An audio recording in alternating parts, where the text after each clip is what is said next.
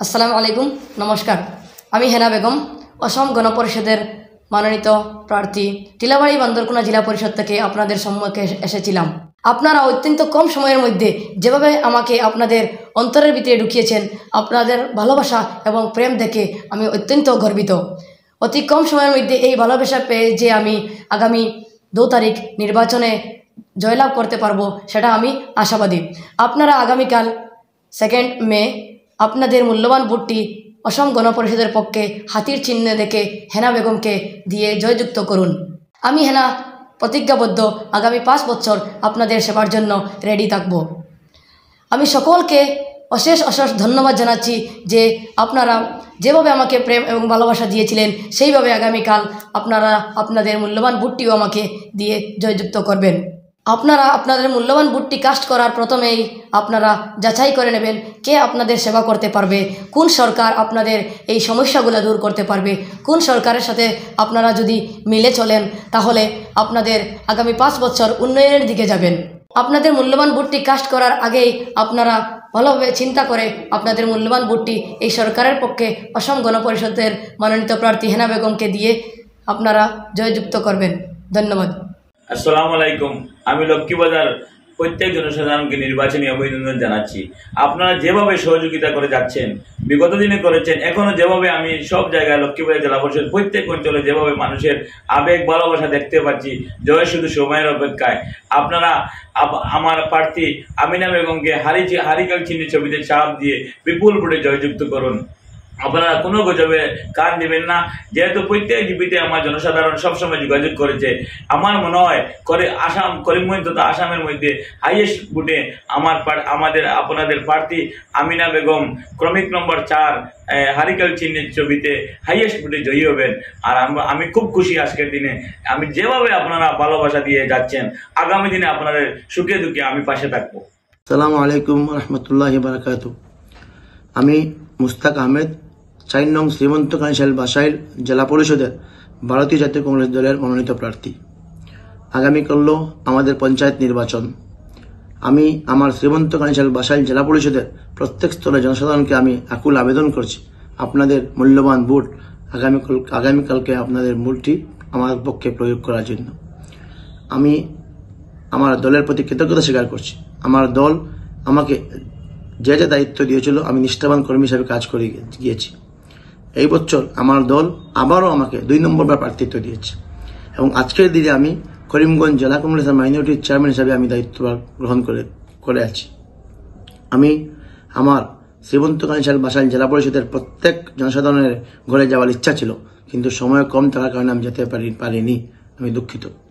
আমি আপনাদেরকে অনুরোধ করব, আমাদের যে দেশের পরিস্থিতি, বর্তমান সময়ে ওয়াকফ বিলের বিরুদ্ধে আমরা যেভাবে প্রতিবাদ করেছি, আমাদের সরকার মহোদয় আমাদের সেই প্রতিবাদটুকু ওনাদের কাছে আমরা পৌঁছাতে পারিনি। আমরা বিভিন্ন সময় কালো বেজ লাগিয়ে আমরা মিছিল করেছি, আমরা বিভিন্ন সময় কালো বেজ লাগিয়ে আমরা প্রতিবাদ করেছি, কিন্তু আমাদের প্রতিবাদ ওদের কানে পৌঁছেনি। তাই আগামীকালকে আমাদের সেই ওয়াকফ বিলের বিরুদ্ধে আমাদের এই ডেমোক্রেটিক যেটা আমাদের প্রতিবাদ বা আমাদের ভোট দানের মাধ্যমে আমরা সাংবিধানিক রাইটস আমরা প্রয়োগ করব এবং সেই ওয়াকফ বিলের বিরুদ্ধে আমরা প্রতিবাদ করব। আমি আবার আপনাদেরকে অনুরোধ করছি, আপনারা আপনাদের নিজ নিজ দায়িত্বে আপনারা আপনার মূল্যবান ভোটটি আমার পক্ষে প্রয়োগ করবেন আশা রাখছি। ধন্যবাদ। আসসালামু আলাইকুম, নমস্কার। আমি কালীগঞ্জ জেলা পরিষদের ভারতীয় জাতীয় কংগ্রেসের মনোনীত প্রার্থী খাদিজা বেগমের প্রতিনিধি রিজু আহমদ তালুকদার।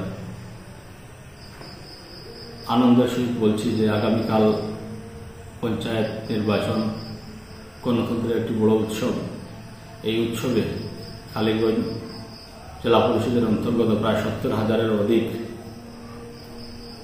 ভোটারদের প্রতি আমার শ্রদ্ধা ভালোবাসা। আমি সবার কাছে বিনম্র অনুরোধ করছি যে আগামীকাল ভারতীয় জাতীয় কংগ্রেসের পক্ষে বিপুল পরিমাণ ভোট দিয়ে ভারতীয় জাতীয় কংগ্রেসের প্রার্থী খাদিজা বেগমকে জয়যুক্ত করার জন্য আপনাদের কাছে বিনম্র আবেদন রাখছি। আমি জানি এই কালীগঞ্জবাসী আপনারা বিপুল পরিমাণ ভোট দিয়ে ভারতীয় জাতীয় কংগ্রেসের মনোনীত প্রার্থী খাদিজা বেগমকে জয়ী করবেন, এই বিশ্বাস আমাদের হয়েছে। গত নির্বাচনে প্রচারকালে মানুষের উৎসাহ এবং ভালোবাসা দেখে আমি অভিভূত এবং সকলের কাছে আমি কৃতজ্ঞ। আগামীকাল মানুষ মন উজাড় করে ভোট দেবে ভারতীয় জাতীয় কংগ্রেসের পক্ষে, এই বিশ্বাস আমার হয়েছে।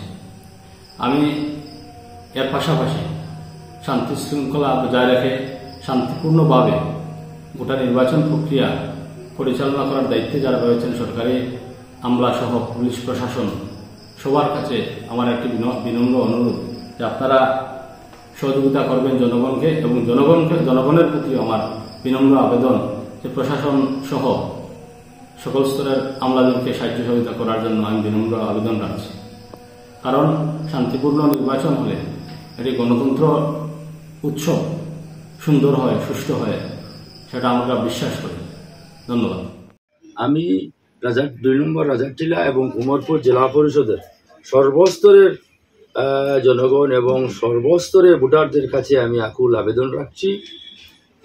এই নির্দল প্রার্থী হিসাবে যখন আপনাদের কাছে যাই গ্রামগঞ্জে, এবং বিশেষ করে হরিনগর এবং রাজারটিলা জিপির আনাচে কানাচে যাই, গ্রামগঞ্জে যাই, যখন যেভাবে আমাকে সর্বস্তরের ভোটারগণ, সর্বস্তরের জনগণ যেভাবে আমাদের পাশে দাঁড়িয়েছেন, বিশেষ করে যুবকদের যে ভূমিকা নিয়েছেন, মা বোনরা ভূমিকা নিয়েছেন, বয়স্ক মুরব্বীরা ভূমিকা নিয়েছেন, তার জন্য আমি তাদেরকে আমার অন্তরের অন্তঃস্থল থেকে ধন্যবাদ জানাচ্ছি। অল্প সময়ের মধ্যে যে আমাকে গ্রহণ করে নিয়েছেন তার জন্য সর্বস্তরের ভোটারদেরকে আমি আমার অন্তরের অন্তঃস্থল থেকে আমি ধন্যবাদ জানাচ্ছি। এবং বিশেষ করে ধন্যবাদ জানাচ্ছি আমাদের উমরপুর গাঁও পঞ্চায়েত এবং চাপড়া গাঁও পঞ্চায়েত, মহাকল গাঁও পঞ্চায়েতের সর্বস্তরে ভোটারদেরকে আমি ধন্যবাদ জানাচ্ছি। অল্প সময়ের মধ্যে যে আমার প্রতি যে অন্যায় অবিচার করা হয়েছে, সেই অন্যায় অবিচারের প্রতিবাদের জন্য আমার পাশে যেভাবে রুখে দাঁড়াচ্ছেন, তাদেরকে আমি আমার অন্তরের অন্তঃস্থল থেকে ধন্যবাদ জানাচ্ছি। আগামী 2 তারিখে আমার প্রতীক চিহ্ন অটো, এবং সেই অটোর চিহ্নে ছাপ দিয়ে ও দেওয়াইয়ে বিপুল ভোটে জয়যুক্ত করবেন, সেটা আমি আশাবাদী।